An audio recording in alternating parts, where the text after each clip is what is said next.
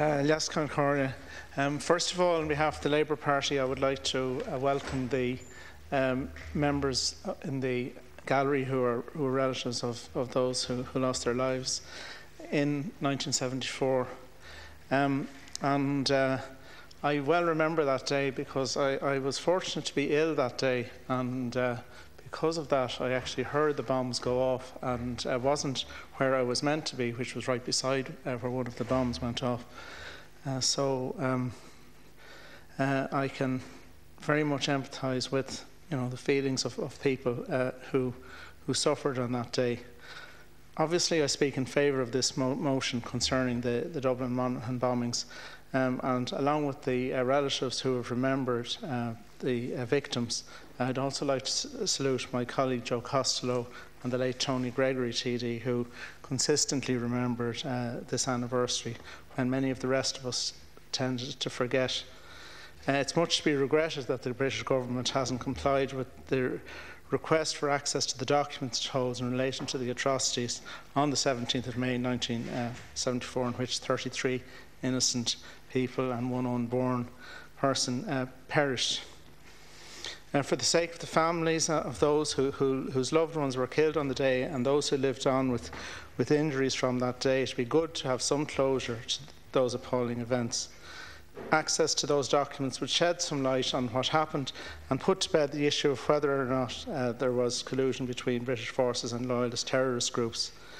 While such information mightn't have as stunning an impact as David Cameron's unexpected fulsome apology for Bloody Sunday in Derry, it still would have a major impact for the good. It might even lead to a further apology from the UK. I also understand that the Minister for Foreign Affairs, Deputy Eamon Gilmore, has been having conversations with the British Foreign Secretary William Hague about this, and I gather there is an open dialogue, and I understand he's also met with Justice for the Forgotten, which I think those are hopeful signs, and I hope they will yield success for the people who are looking for an answer. I would like to concur with the Minister in relation to the remarks that he made about any trouble on the streets today, which is only coming to my ears at this stage. It is greatly to be regretted because the British monarch is the head of state of our nearest neighbour, and while we have had and do have a very tangled relationship with our neighbouring country, I think it is absolutely appropriate that she should be welcomed fulsomely today on her first visit to this republic. I think it's very important that we send out a message that the past disputes between our two countries are buried. In fact, I look forward to a stage where a visit from the British monarch is treated in exactly the same way as a visit maybe from the Queen of Denmark, so that we could have a situation where people who wish to view what was going on could easily, and those who didn't could simply ignore the event.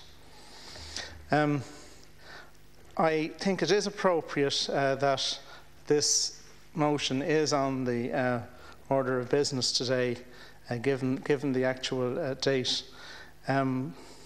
But if I can just say one thing in relation to the original movers of the motion, the Dublin and Monaghan bombings were in many respects a response to the deadly activities of Sinn Féin and the IRA in the 1970s. And I am very glad that Sinn Féin as a party has moved away from that and towards a situation where I and other people in constitutional parties can work closely with them. Thank you. No, Colin.